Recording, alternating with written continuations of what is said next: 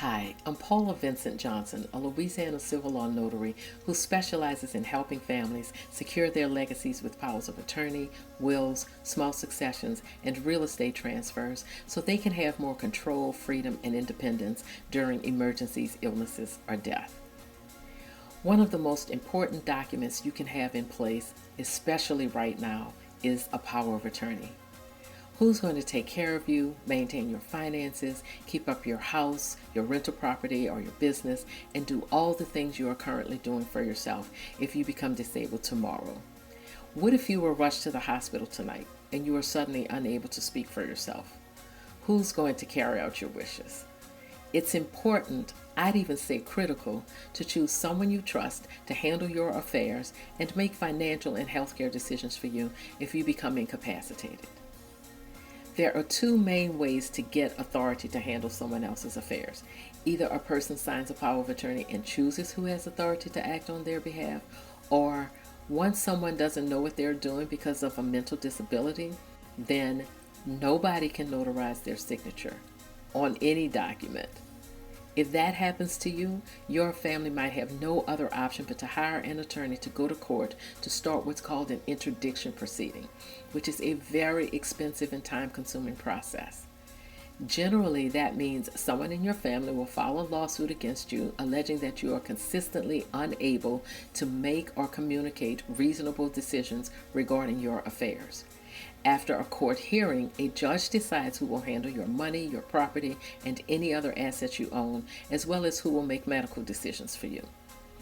On the other hand, you can take charge. You can be proactive by naming someone in advance to speak for you so that your wishes are carried out in the event of an emergency or prolonged illness. Now, there are different types of powers of attorney.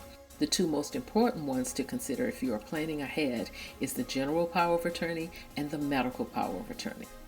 But first, what is a power of attorney? Well, it's a formal written document that authorizes someone else to act for you. It lets other people know who you want to speak for you when you can't handle your own affairs or speak for yourself. And don't worry, you do not lose your independence just because you sign a power of attorney. You can continue to act for yourself, make your own decisions, and handle your own business as long as you are physically and mentally able to do so. Here are 3 benefits to having a power of attorney. Number 1, you designate the person you want to manage your personal, financial, and medical affairs should you become mentally or physically disabled. Number 2, your family can avoid the expense of an interdiction proceeding. Instead of it taking months for a judge to appoint someone, the person you think is best steps in immediately to begin taking care of you. And number 3, powers of attorney greatly reduce the anxiety and fear that accompanies stressful situations, especially medical emergencies.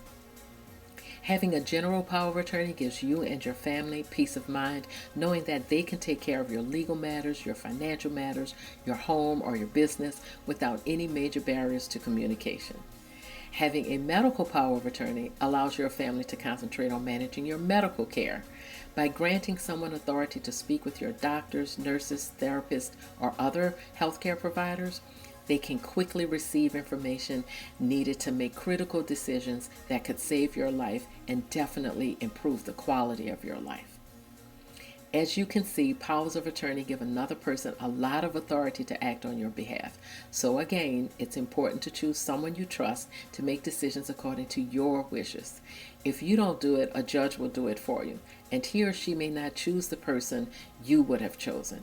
Get your general and medical powers of attorney done. Let others know who you want to take care of things if you can't speak for yourself.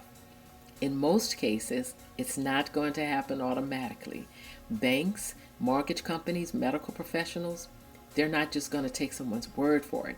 Even your spouse or children at some point will have to prove in writing that they have authority to make decisions on your behalf.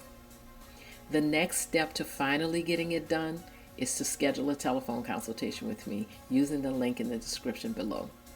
I'll take the time to listen to your concerns and goals. I'll answer all of your questions, and by the end of the consultation, you'll have a much better understanding of powers of attorney. Listen, if you like the information you just received, subscribe to this channel and don't keep it to yourself. Like this video and share it. If you're not on social media, you can still share it in a personal message to the contacts on your phone. Help your family, friends, and colleagues get the information they need to protect themselves and their families. And don't forget to click that bell so you'll know exactly when new information is available. When you connect with me, I promise you'll learn something. I appreciate you. Thank you for watching. I'm Paula Vincent Johnson.